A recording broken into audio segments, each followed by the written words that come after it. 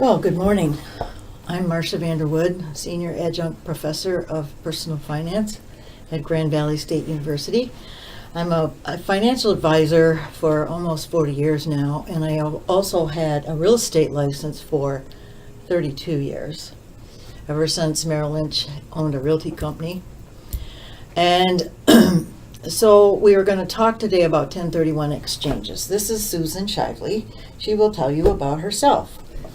Hello, I'm Susan Shively, a licensed realtor with 5-star real estate leaders. I recently got my license, and prior to that I spent 32 years in the floor covering, interior design industry, and decided to make the change into real estate. So it's a very exciting time for real estate, and what we're about to talk about is 1031 exchanges. Yes, and 1031 exchanges is a technique, actually, IRS technique, 1031, where you can exchange investment property, rental property, for other rental property, like kind properties, where you will not have to pay capital gains tax on your profit. So I personally did one of these several years ago. However, I did a reverse 1031 exchange, which we will get into in a minute, where I was going to sell a house that I had bought for $465,000 for $865,000. So I called my CPA in Grand Rapids. This property was in California. And I said, how much tax would I have to pay if I sold that house, and just cashed it in? And he said $135,000 in taxes. So I thought, well, I'm going to buy I'm going to do a 1031 exchange, which of course I knew about for years. So I targeted a property actually after I sold. So now a regular 1031 exchange, we have 45 days to target the property, 180 days to close on the property. So let's get to some terms. The relinquished property is the property to be sold. Right. The replacement property is the property to be purchased, and you can purchase more than one in your replacement. Now, to do this, we have to have an accommodator, a qualified intermediary who takes the title and does all the transactions through the closing. Okay, so Susan, you want to get into 1031 exchange yourself. So we started taking notes on this.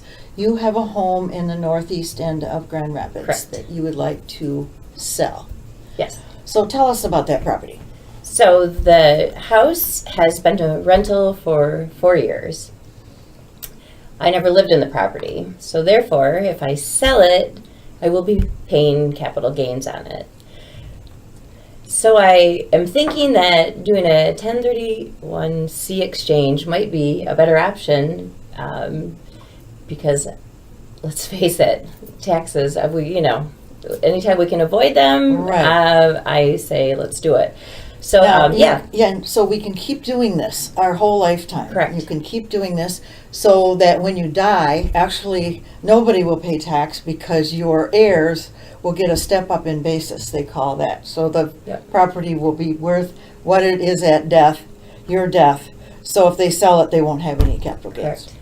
So this sounds like a good strategy for you. It's a great start. And I also want to mention the 45 days. You actually you can find 3 properties, Up and to 3 it's kind of properties? nice. I mean, there's definitely flexibility. It's not like this pressure. Like once I decide to list the house, do I have to have that already decided? That it's like I'm going to buy this house. There's definitely some flexibility. That 45 days gives you Exactly. some peace of mind. So Exactly. it's good. So you are looking now then in the same area Yes. of Grand Rapids. By the way, I found out we cannot buy properties in Greece in a 1031 exchange. They have to be in the United States.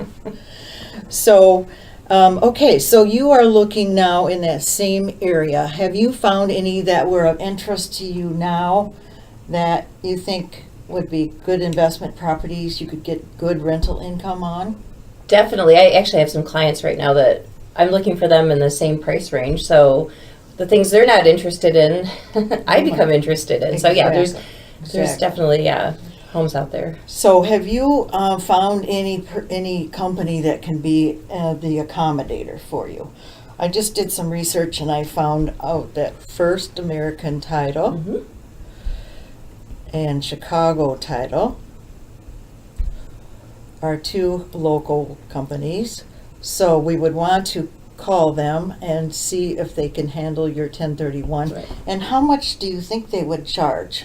So I believe there is a flat fee, anywhere from $850 to $1,200 that they'll charge to do the transaction. Okay. So, and I know that there's those are just two of the companies, but I believe there's many other title companies locally that would Right, work yes. with us on that So too.